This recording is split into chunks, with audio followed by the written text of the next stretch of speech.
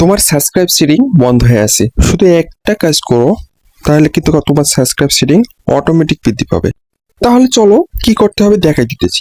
প্রথমে তোমাকে এডিট অপশনে যেতে হবে, অর্থাৎ চ্যানেলের এডিট অপশনে যখন তুমি চলে যাবে তখন কিন্তু তোমার সামনে এরকম একটা ইন্টারফেস শো করবে। এরকম ইন্টারফেস শো করলে পরেই তুমি দেখতে পাবে এখানে কিছু অপশন আছে, এই অপশনগুলো তোমাকে বুঝতে হবে। যেমন গুরুত্বপূর্ণ অপশন হচ্ছে চ্যানেল ইউআরএল, ডিসক্রিপশন। এখানে দুটি অপশনের কাজ, একটি কমিউনিটি আর একটা হচ্ছে প্রাইভেসি। অর্থাৎ কমিউনিটি হচ্ছে তোমার যে ভিউটা বৃদ্ধি পাবে তার একটা প্রতিশ্রুতি, অর্থাৎ সেটা তোমাকে অন করে দিতে হবে। দ্বিতীয় অপশনটি হচ্ছে প্রাইভেসি।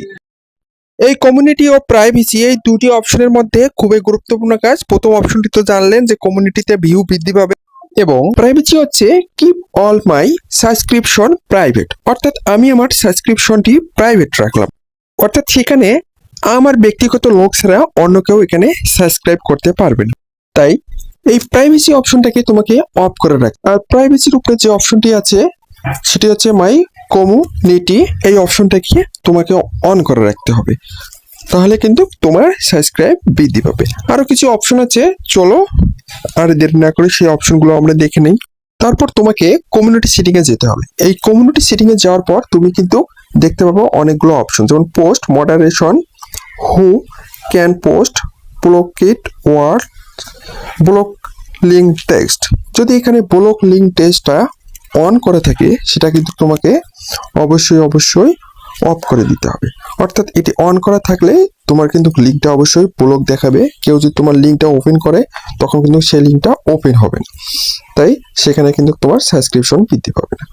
তারপরে যে কাজটি তোমাকে অবশ্যই করতে হবে সেই কাজটি হচ্ছে তোমার যে ইউটিউব চ্যানেলটি আছে তার পিছনের একটি ব্যানার, অর্থাৎ সেখানে একটা তোমাকে ব্যানার সেট করে দিতে হবে। অর্থাৎ তুমি চাইলেই যে কোনো ব্যানার তৈরি করে দিতে পারো। ব্যানারের সাইজ জানো না, তবে তুমি কিভাবে ব্যানারটি সেট করবা সেজন্য তোমাকে কি করতে হবে, পিক্সার ল্যাব অ্যাপসটি ডাউনলোড করে নিতে হবে। অর্থাৎ এই অ্যাপসটি ডাউনলোড করে নেওয়ার পর তোমাকে অ্যাপসের ভিতর ক্লিক করতে হবে। ক্লিক করার পর তোমার সামনে একটু এরকম একটা ইন্টারফেস শো করবে, নিউ টেক্সট সামনে চলে আসবে, এটাকে তোমাকে ডিলিট করে দিতে হবে। ডিলিট করে দেওয়ার পরেই তুমি কিন্তু এরকম অপশন দেখতে পাবো, কনফার্ম হওয়ার পরে তোমাকে এখন ব্যানার যেহেতু বানাতে হবে, ব্যানারের সাইজটা এখানে নিতে হবে।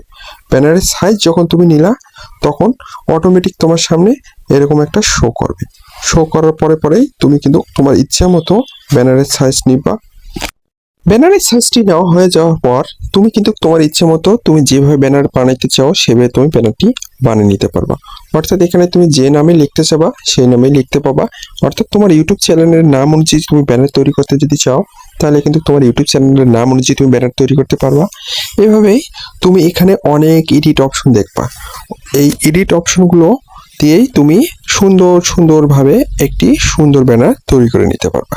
তো এভাবেই তুমি যখন ব্যানারটি বানাতে পারবা বা ব্যানারটি বানা হয়ে গেল তখন কিন্তু এই ব্যানারটি তোমার ইউটিউব চ্যানেলে ব্যানার হিসেবে ব্যবহার করতে পারবা।